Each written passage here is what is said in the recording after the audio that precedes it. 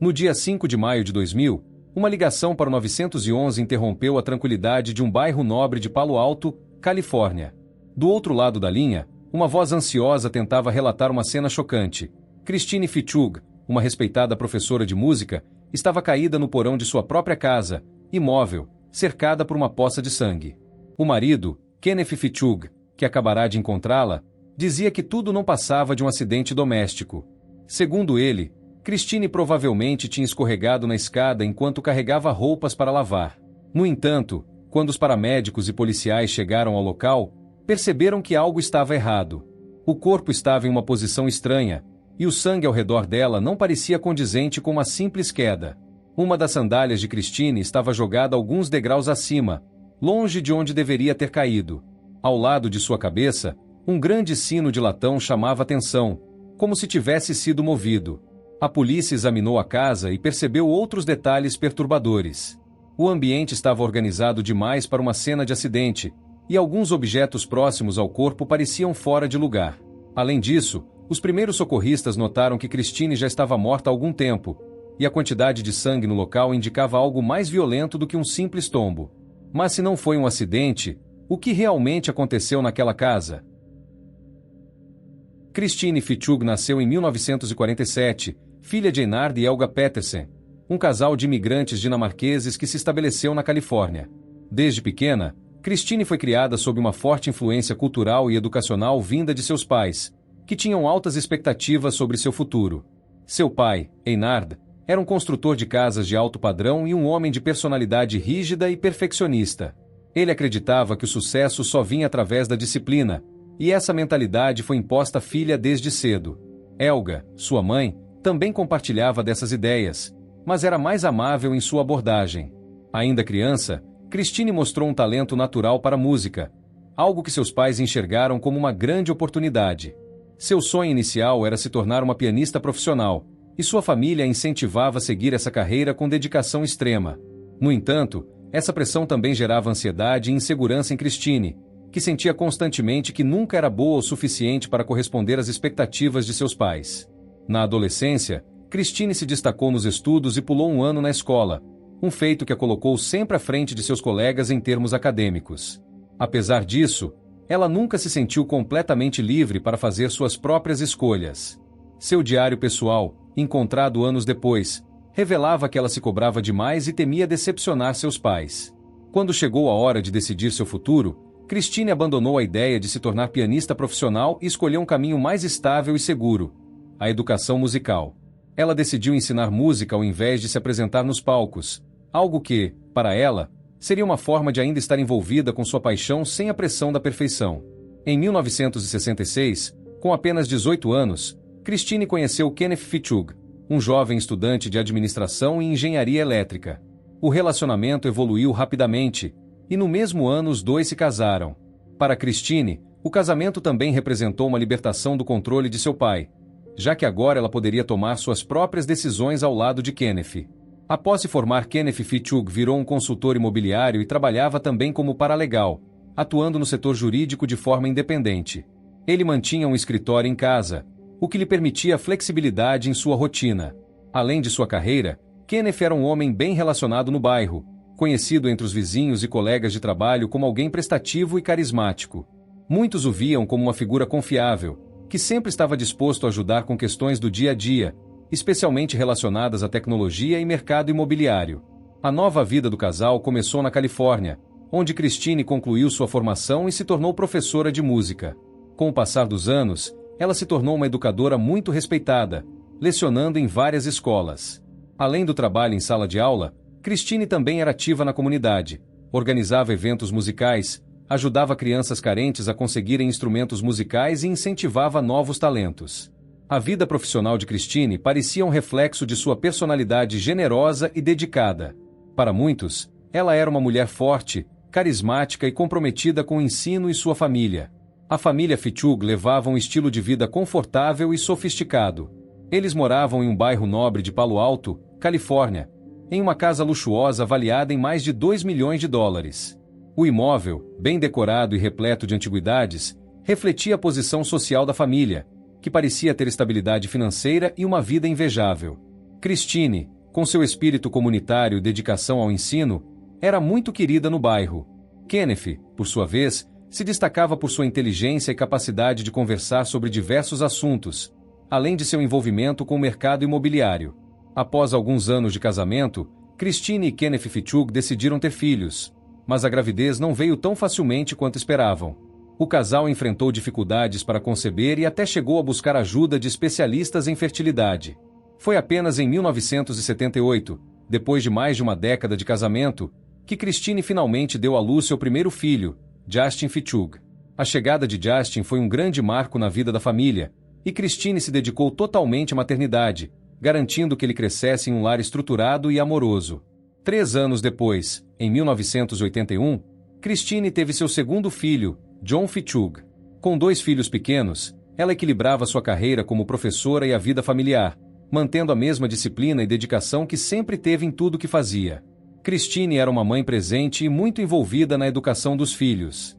Como professora de música, ela incentivava Justin e John a explorar o mundo da arte e da cultura, ensinando-os a tocar piano desde cedo e levando-os a eventos musicais. Justin, o filho mais velho, sempre teve uma conexão especial com a mãe. Ele cresceu admirando Christine e compartilhava algumas de suas paixões. John, por outro lado, era mais próximo de Kenneth, o pai. Apesar das diferenças, a família aparentava ser unida e harmoniosa. Para quem olhava de fora, os Fitzhugh tinham tudo: um casamento sólido, 2 filhos brilhantes e uma vida próspera. No dia 5 de maio de 2000, a manhã começou como qualquer outra na casa dos Fitzhugh, uma residência elegante situada em um bairro tranquilo e prestigiado de Palo Alto. Christine e Kenneth acordaram cedo, como sempre faziam, e seguiram seu ritual matinal. Tomaram café na mesa da cozinha, leram um jornal e conversaram sobre o dia que teriam pela frente. A rotina era organizada, quase previsível. Após o café, se prepararam para sua tradicional corrida matinal, um hábito que mantinham juntos há anos. Por volta das 7 horas, o casal saiu para correr pelas ruas arborizadas da vizinhança. O bairro era um dos mais seguros da cidade, cercado por casas luxuosas e moradores de alto nível acadêmico e profissional. Christine era disciplinada, sempre cuidando da saúde, enquanto Kenneth, mais pragmático, via a corrida como um exercício necessário. Eles retornaram para casa por volta das 7h45, suados e cansados, mas prontos para começar o dia de trabalho. Após a corrida, cada um seguiu sua própria rotina. De volta a casa, e aqui tenho que falar que os filhos do casal, Justin e John, já não moravam mais com eles, pois estavam na faculdade. No entanto, Christine sempre fazia questão de falar com eles por telefone quando possível. Naquela manhã, ela pensou em ligar para Justin, mas decidiu que faria isso mais tarde. Christine tomou banho e trocou de roupa, vestindo uma blusa clara e calça confortável, apropriada para seu trabalho como professora de música. Preparou seus materiais de aula, organizou algumas partituras e pegou um lanche para levar consigo. Ela sempre gostava de deixar tudo pronto com antecedência. Já Kenneth permaneceu em casa por mais um tempo, trabalhando em alguns documentos de seu escritório improvisado na residência. Às 10 horas, Christine pegou as chaves do carro e saiu em seu BMW prateado, dirigindo até a escola onde dava aula de música. Ela tinha uma aula marcada e, como sempre, seria pontual. Ser confiável e organizada fazia parte de sua personalidade, e ela raramente deixava de cumprir seus compromissos. Enquanto isso, Kenneth ficou em casa um pouco mais, mas por volta das 11 horas, afirmou que também sairia, pois precisava avaliar um terreno para um cliente. A manhã seguiu sem qualquer indício de que algo estava fora do normal. Mas isso mudaria drasticamente algumas horas depois. Por volta das 12h50, Christine deveria estar chegando para sua segunda aula do dia, mas algo incomum aconteceu. Ela não apareceu. Os funcionários da escola estranharam sua ausência, pois ela nunca faltava sem avisar. A princípio, tentaram contatá-la por telefone, mas as chamadas caíram na caixa postal. Insistiram mais algumas vezes, sem sucesso. Não demorou muito para que os funcionários começassem a se preocupar. Enquanto isso, Kenneth tinha outros planos para aquela tarde. Às 13h30, ele dirigiu até a casa de Galen Mason e Carol Perino, 2 amigas da família, para buscá-las. As 3 pessoas estavam envolvidas na organização de uma festa que aconteceria naquela noite, e Kenneth havia se oferecido para ajudá-las com o transporte de alguns itens necessários para o evento.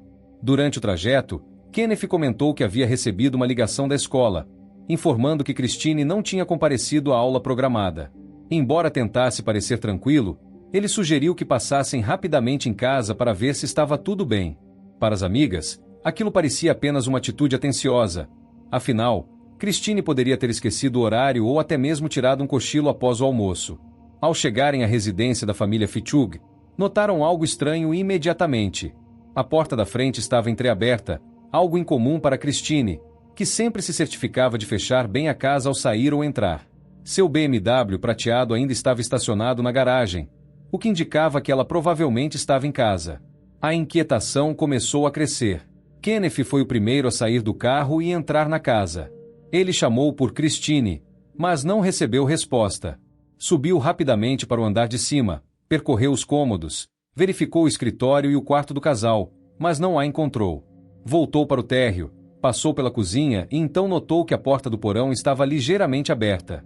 Kenneth hesitou por um momento, depois desceu os primeiros degraus, chamando novamente pelo nome de sua esposa.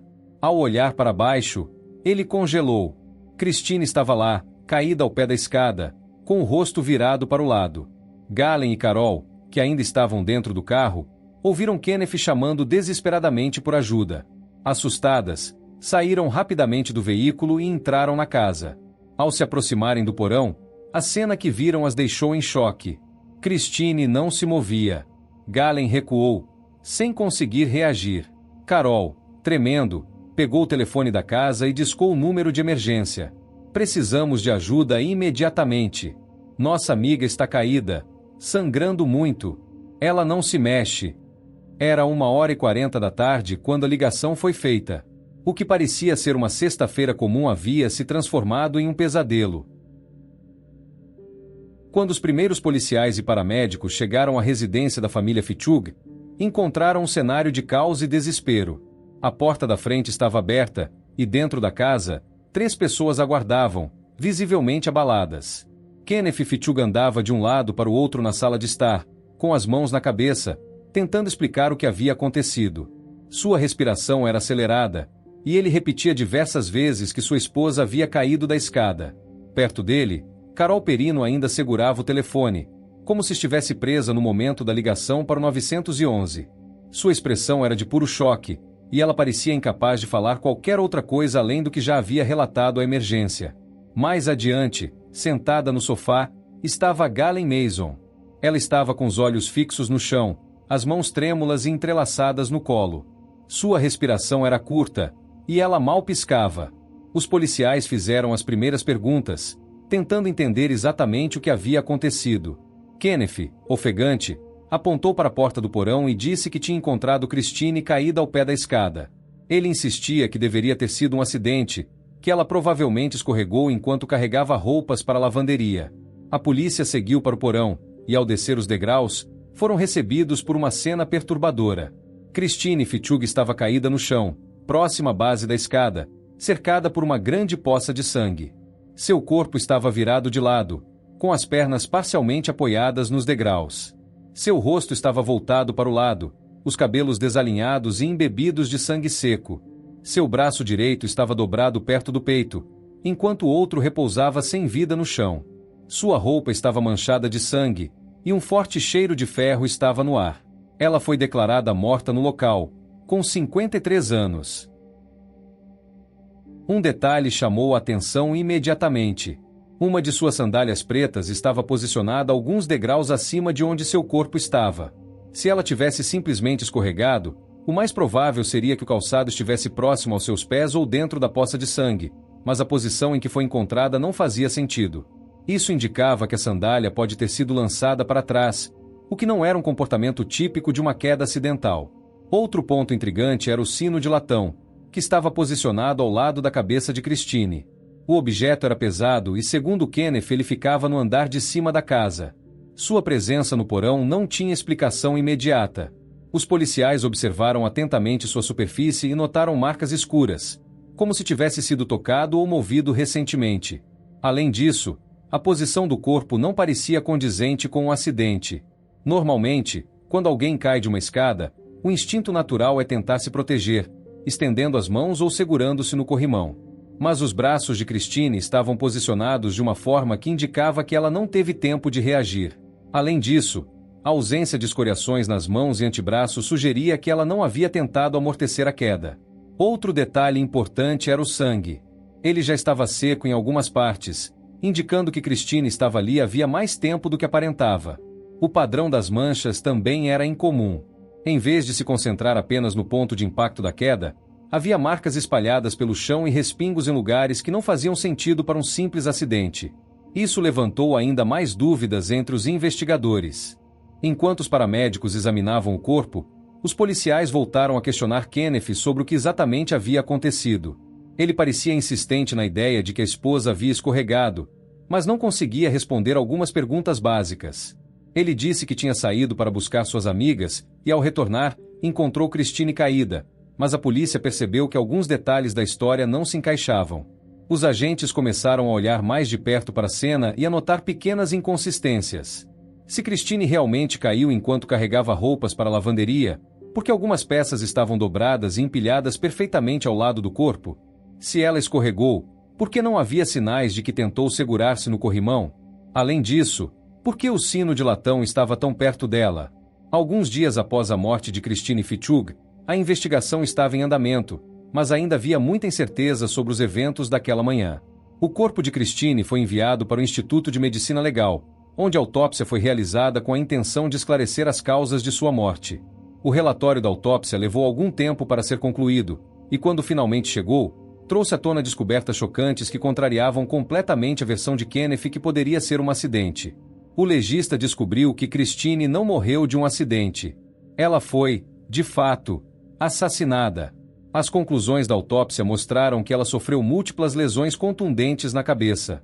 Havia 7 fraturas significativas no crânio, que foram causadas por um objeto pesado, possivelmente um bloco de madeira ou algum utensílio metálico. Isso indicava que Christine foi brutalmente golpeada antes de ser deixada para morrer. Além das lesões na cabeça, a autópsia revelou sinais de estrangulamento. O legista identificou marcas de compressão no pescoço, sugerindo que Christine foi sufocada com alguma força antes de ser deixada ao pé da escada. As manchas de sangue nas vias aéreas e o inchaço no pescoço indicavam que o ataque foi violento e que a asfixia foi a principal causa da morte.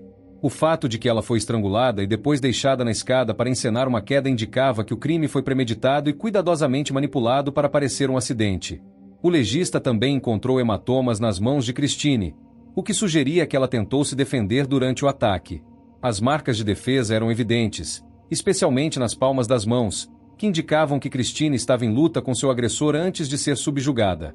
Isso contradizia a versão de Kenneth de que ela havia simplesmente escorregado e caído da escada. A falta de ferimentos nas mãos também sugeria que, se ela tivesse caído, seria esperado que ela tivesse utilizado as mãos para se proteger.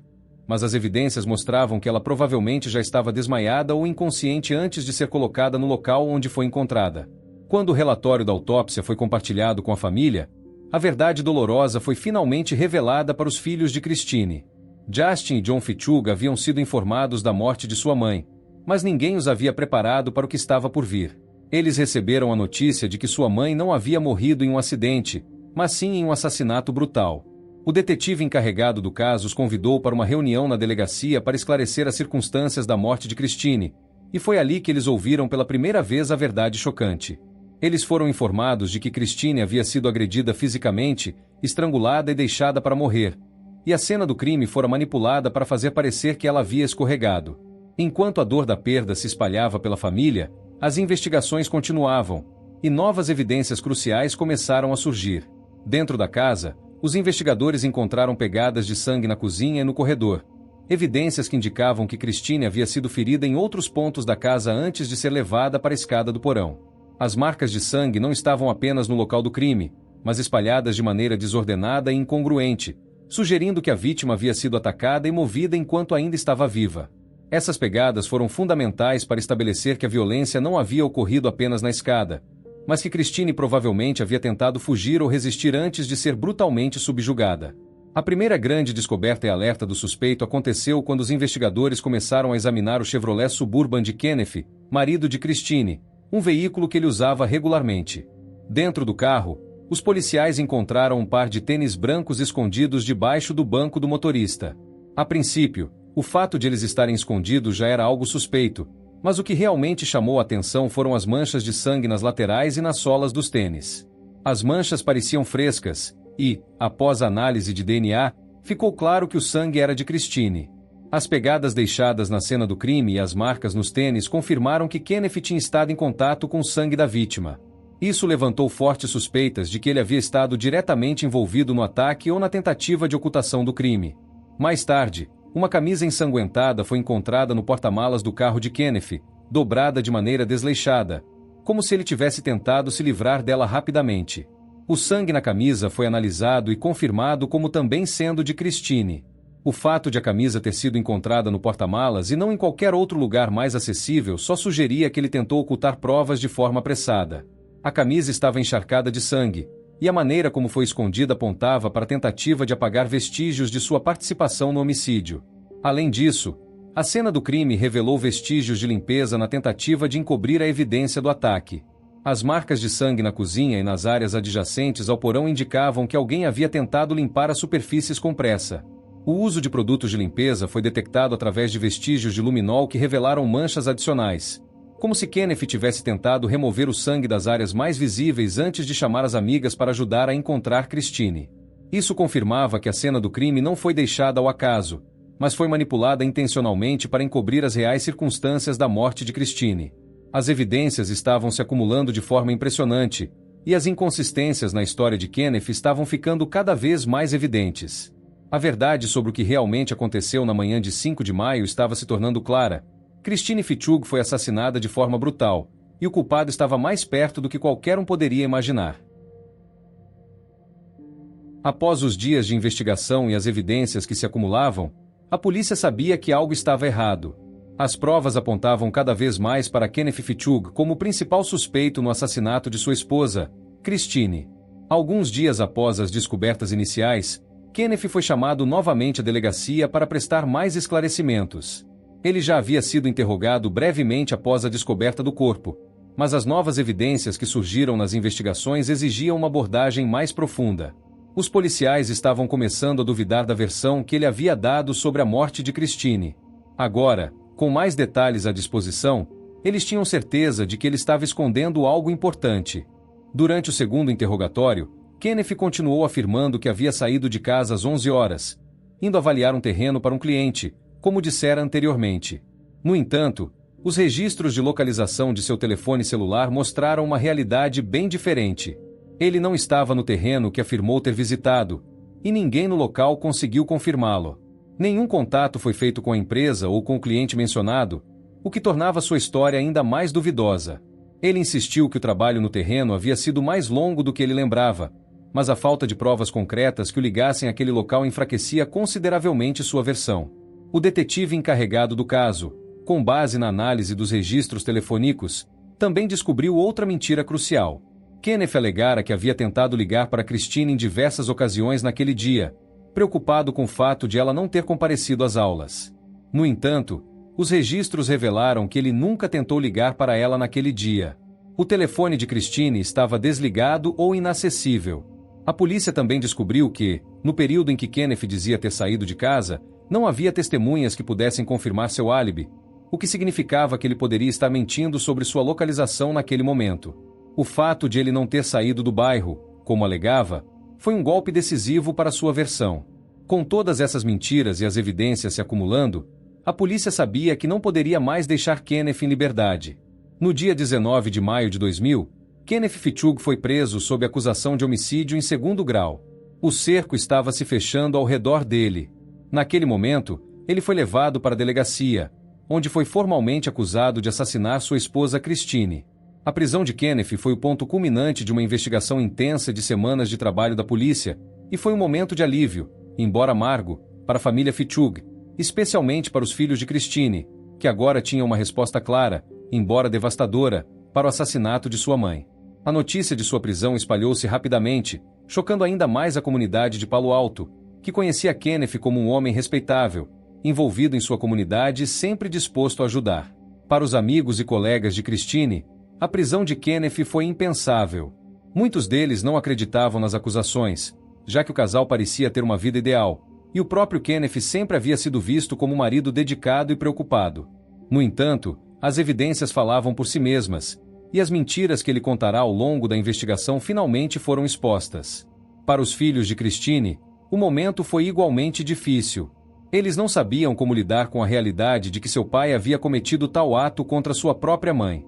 A revelação da prisão de Kenneth, embora uma tentativa de resolver o mistério, só trouxe mais dor e confusão para Justin e John, que estavam agora lutando para reconciliar a imagem que tinham de sua família com a verdade cruel sobre o que havia acontecido dentro de sua própria casa.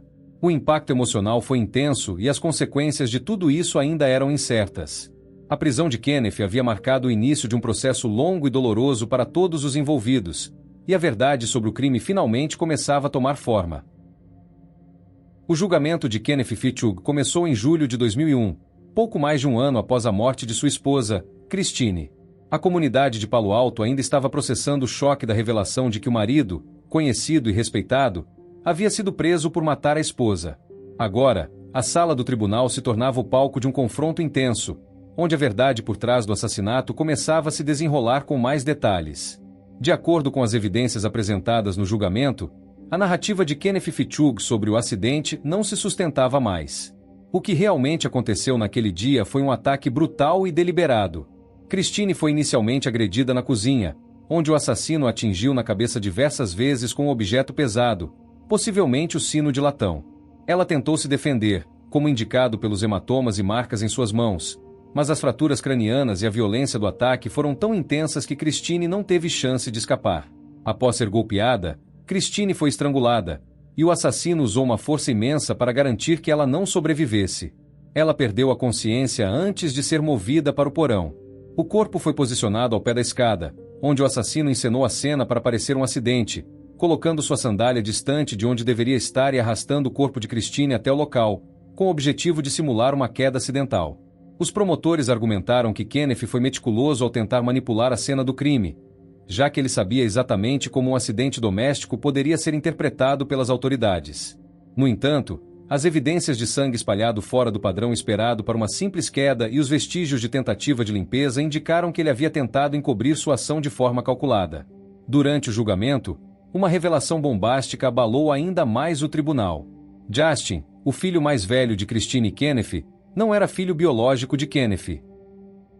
Durante os anos 1970, Christine teve um caso extraconjugal com Robert Brown, um advogado da família, e foi Robert quem era o pai biológico de Justin. A descoberta de que Justin não era filho biológico de Kenneth teve um impacto devastador, especialmente quando se tornou claro que Christine planejava contar a verdade a Justin. Ela queria revelar essa informação ao filho mais velho assim que ele terminasse a faculdade, que aconteceria naquele mês de maio de 2000, pouco antes de sua morte. O segredo de décadas finalmente estava prestes a ser desvendado. Kenneth, aparentemente, descobriu sobre o caso e a paternidade de Justin antes de Christine ter a chance de contar a verdade ao filho. A possibilidade de perder o controle sobre sua família e ver a verdade ser revelada poderia ter sido um grande motivador para o crime. Os promotores sugeriram que Kenneth matou Christine para impedir que ela contasse a Justin a verdade, e com isso, evitar que o segredo sobre a paternidade fosse exposto. As revelações sobre o segredo de paternidade não só revelaram a raiva e o ressentimento de Kenneth, mas também mostraram o tamanho do impacto emocional que esse segredo teve na dinâmica familiar. Ele poderia ter sentido humilhado e traído por Christine, e talvez temesse perder o controle sobre o relacionamento com o filho mais velho, Justin. A outra grande motivação para o crime foi financeira. Durante o julgamento, os promotores apresentaram provas de que Kenneth estava enfrentando dificuldades financeiras graves. Ele tinha dívidas acumuladas e estava lutando para manter o estilo de vida luxuoso que a família levava. Além disso, foi revelado que Christine possuía uma apólice de seguro de vida de $96 mil, o que significava que, em caso de sua morte, Kenneth teria acesso a uma quantia considerável de dinheiro na época. Mais importante ainda, a propriedade da casa da família estava em nome de Christine, e o valor de mercado da casa ultrapassava os $2 milhões. Se Christine morresse, Kenneth teria direito metade do valor da casa, o que representava uma quantia de cerca de $900 mil. As circunstâncias financeiras de Kenneth, suas dívidas pessoais e seu desejo de manter o status e o conforto financeiro, somadas ao desejo de encobrir o segredo sobre a paternidade de Justin, pareciam ser uma combinação mortal. Os promotores sugeriram que Kenneth não apenas matar Christine para evitar a revelação do segredo, mas também para garantir o acesso à herança e ao dinheiro da apólice de seguro de vida, que seria uma solução para seus problemas financeiros. O caso começou a se tornar cada vez mais claro. Kenneth Fitzhugh matou Christine não só por vingança e por medo do que ela poderia revelar, mas também para garantir seu futuro financeiro. As evidências apontavam para um crime premeditado, onde os motivos pessoais e financeiros se entrelaçaram de forma fatal. Alguns dias após a apresentação das últimas evidências e depoimentos, o júri se retirou para deliberar. A sala estava repleta de amigos e familiares de Christine, que aguardavam ansiosamente por um veredicto que, para eles, já parecia inevitável. A acusação havia feito um trabalho sólido, detalhando cada aspecto do ataque, do encobrimento e das mentiras de Kenneth. A defesa, por outro lado, tentou em vão criar dúvidas razoáveis sobre a culpa de Kenneth, mas a montanha de provas não podia ser ignorada. Quando o veredicto finalmente chegou, foi pronunciado com clareza e sem hesitação. Kenneth Fitzhugh foi condenado por assassinato em segundo grau. O júri acreditou nas evidências, acreditou que Kenneth matou Christine deliberadamente e que sua tentativa de encobrir o crime foi sistemática e bem planejada. A acusação de que o crime foi motivado tanto pela raiva sobre o segredo de paternidade quanto pela necessidade financeira de controlar os bens de Christine foi convincente. A sentença foi proferida logo em seguida: 15 anos de prisão perpétua. Um sentimento misto de justiça e tristeza tomou conta da sala. Para a família e os amigos de Christine, a sentença não apagava a dor da perda, mas era, de certa forma, uma vingança simbólica contra o homem que destruiu uma vida, uma família e quebrou o que parecia ser uma vida perfeita. 12 anos se passaram desde a sentença de Kenneth Fitzhugh. Durante esse tempo, ele cumpriu sua pena em uma prisão estadual de segurança máxima. No entanto, ao longo dos anos, Kenneth enfrentou sérios problemas de saúde. Em 2012, os médicos diagnosticaram-lhe uma doença terminal, possivelmente Parkinson ou uma doença degenerativa semelhante, que o debilitou severamente. Seus sintomas se agravaram a ponto de ele se tornar incapaz de cuidar de si mesmo dentro da prisão. O sistema prisional, levando em consideração sua condição médica grave, decidiu libertá-lo por motivos de saúde, permitindo que ele passasse seus últimos meses de vida fora da prisão, sob cuidados médicos apropriados. A libertação de Kenneth, por motivos médicos, gerou controvérsias. Muitos ficaram indignados com a ideia de que um homem condenado por assassinato brutal estivesse agora sendo tratado com tanto cuidado devido sua saúde, enquanto a vítima, Christine, nunca teve a chance de ver justiça em sua vida. No entanto, a lei era clara, e devido à doença terminal de Kenneth, ele foi liberado e passou a viver seus últimos dias em condições paliativas em sua residência, com a presença constante de médicos e enfermeiros. Kenneth Fitzhugh passou seus últimos meses em uma cama de hospital, onde finalmente morreu em outubro de 2012, aos 69 anos, sem nunca realmente se redimir ou explicar os motivos por trás do assassinato de sua esposa.